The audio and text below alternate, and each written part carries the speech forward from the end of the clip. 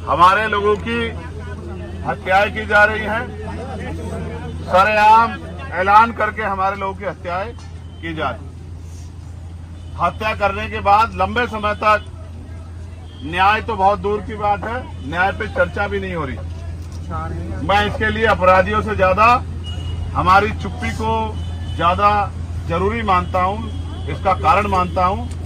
जितना हम लोग चुप रहेंगे और अन्याय को सहते रहेंगे, उतना ही अन्याय हमारी तरफ बढ़ता रहेगा। आज हमने जो मांग पत्र दिया है, उसमें जो आर्थिक मदद की मांग थी और नौकरी की मांग थी, वो प्रशासन के लोगों ने ऊपर शासन के लोगों को भेजने का और उस पे प्रभावी काम करने का आश्वासन दिया। साथ साथ इनके बच्चों की पढ़ाई और इनकी मृतक की पत्नी की पेंशन और जो कंपनसेशन का पैसा अब तक नहीं पहुंचा था, उस पैसे को भी पहुंचाने का उन्होंने हमें ऑन रिकॉर्ड उसका डाटा दिखाया कि हमने इस काम को कर दिया। वो इनकी पत्नी की पेंशन के लिए भी हमसे, क्योंकि हमारा अधिकार है, तो वो इसके लिए सहमत है कि उनको पेंशन बनेगी और उनके बच्चों की, जब तक वो पढ़ाई करेंगे, उनके बच्चों की पढ़ाई होगी। जो आरोपी था, एक आरोपी जिसने सरेंडर किया था, उसके साथ 2 लोग और हैं, ये बात भी जानकारी में आई। उनमें से एक को गिरफ्तार कर लिया गया और एक अभी फरार है। उन्होंने हमें आश्वासन दिया है कि हम उस दोषी को भी जल्दी गिरफ्तार करेंगे और उनके अलावा भी कोई व्यक्ति शामिल होगा तो उसको भी गिरफ्तार करेंगे।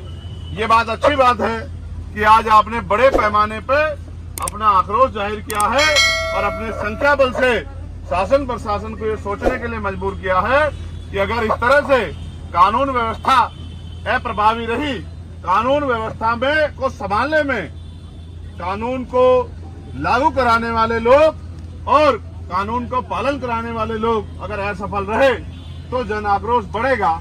लेकिन मेरा आपसे भी ये कहना है कि आप भी संगठित रहो, आप भी संगठित रहो। जब तक आप संगठित नहीं रहोगे और समाज को साथ लेके नहीं चलोगे, तब तक मुझे नहीं लगता कि ये हत्याएं बंद हो सकती हैं। हत्या होने के बाद वो आरोपी जेल चला जाए या उसको फांसी की सजा हो जाए, लेकिन उस परिवार का क्या, जिस परिवार से कमाने वाला चला गया है, जिस परिवार का सहारा चला गया है। ये जो माँ बाप यहाँ बैठे हैं, ये इस उम्मीद से बैठे हैं कि इनके बारे में सोचा जाए, लेकिन आप जानते हो शासन सत्ता उनकी है और उनकी शासन सत्ता में हमारे लोगों की हत्या की छूट मिली हुई है, तो हम क्या करें। मैं आपसे भी कहता हूँ, ये जो नौजवान यहाँ खड़े हैं, जब तक आप अपनी शासन सत्ता नहीं बनाओगे, तब तक ये हत्याएं रुकने वाली नहीं है।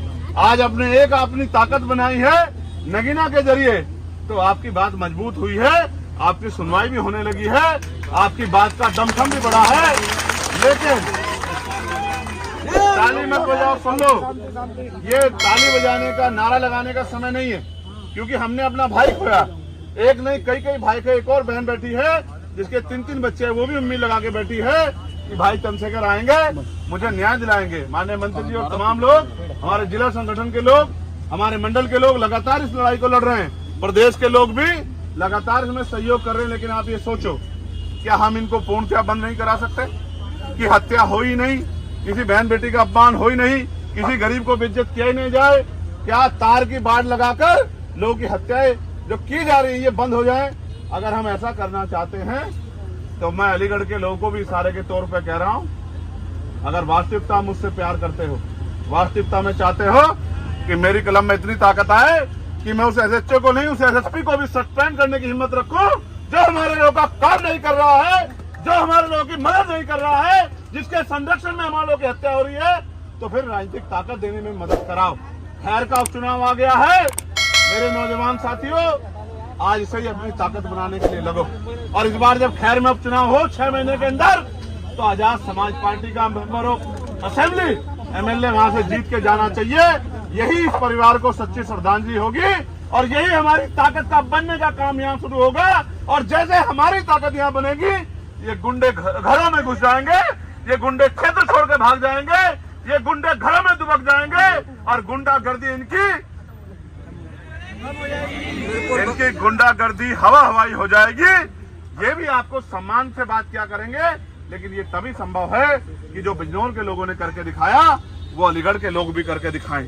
ये अलीगढ़, इसका इतना बड़ा नाम है और मुझे गर्व महसूस होता है कि यहाँ इतना मान सम्मान आप लोगों ने कमाया है।